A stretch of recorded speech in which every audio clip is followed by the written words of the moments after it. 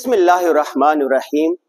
اللہ لا الہ الا هو الحی القیوم لا تأخذہ سنۃ ولا نوم لہ ما فی السماوات وما فی الارض من ذا الذی یشفع عندہ الا بإذنہ یعلم ما بین ایدیہم وما خلفہم ولا یحیطون بشیء من علمہ الا بما شاء وسع کرسیہ السماوات والارض ولا یؤودہ حفظہما وہو العلی العظیم۔ یہ میں نے آپ کے سامنے آیت الکرسی پڑھی ہے۔ آیت الکرسی کے بے شمار فوائد اور ثمرات ہیں۔ بعض لوگوں نے یہ کہا ہے کہ اس میں اعظم آیت الکرسی کو ہی کہا جاتا ہے۔ ہمارا تجربہ یہ کہ جب ہم نے آیت الکرسی پڑھ لی، اللہ تبارک و تعالیٰ نے اس دن تمام آفات، حادثات، مشکلات، دکھوں اور غموں سے محفوظ رکھا۔ کہتے ہیں کہ سفر جب آدمی کو کرنا چاہیے نا، آج کل آپ نے دیکھا ہوگا کہ وہاں پر ایک بڑی بس جو حادثے کا شکار ہو گئی پاکستان میں، اور اسی طرح آئے دن ٹریفک حادثات ہوتے رہتے ہیں، اور پاکستان ان ممالک میں شمار ہے جہاں پر ٹریفک حادثات سب سے زیادہ ہوتے ہیں۔ صرف ایک سال کے اندر 12,000 حادثات ہوئے، جن میں 700-800 افراد مارے گئے ہیں اور 3,000 کے قریب زخمی ہوئے ہیں۔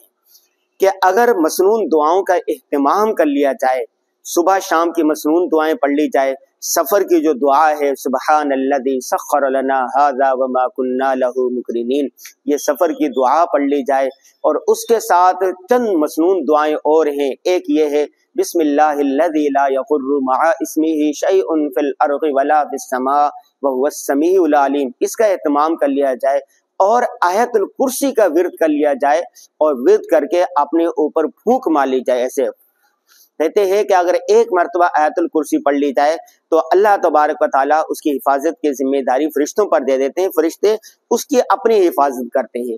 اگر 2 مرتبہ پڑھ لی جائے تو وہ اور اس کے ساتھ جو لوگ ہیں اللہ تبارک و تعالیٰ اس کی حفاظت کرتے ہیں۔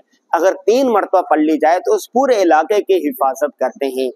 آیت الکرسی کو اس میں اعظم بھی کہا جاتا ہے۔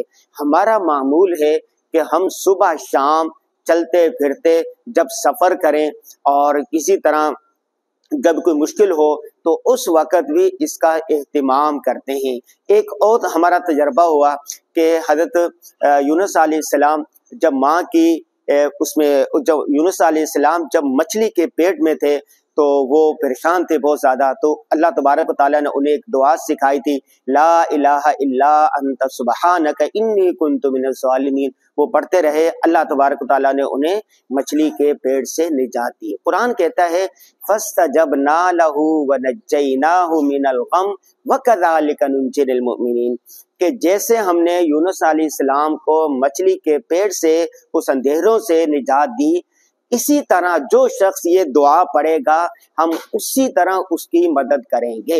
ہمارا تجربہ ہے کہ جب بھی کوئی مشکل ہوتی ہے، جب بھی کوئی پریشانی آتی ہے، جب بھی کوئی غم ہوتا ہے، یہاں تک کہ اگر ٹریفک حادثات میں ہم پھنس جائیں تو ہم یہ دعا پڑھتے ہیں، لا الہ الا انت سبحانک انی کنت من الظالمین، لا الہ الا انت سبحانک انی کنت من الظالمین۔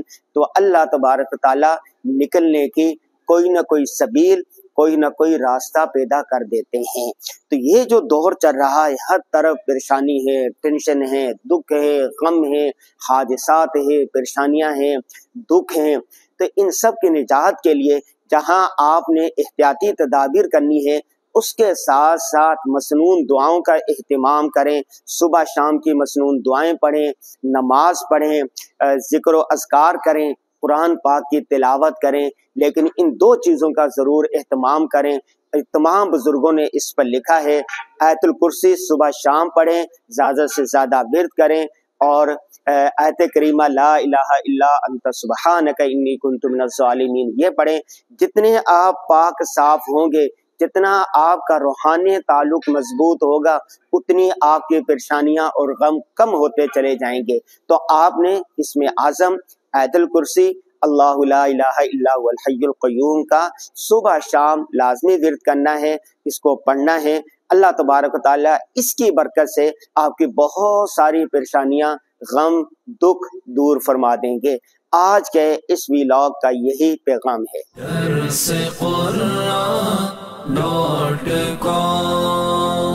www www.darsequran.com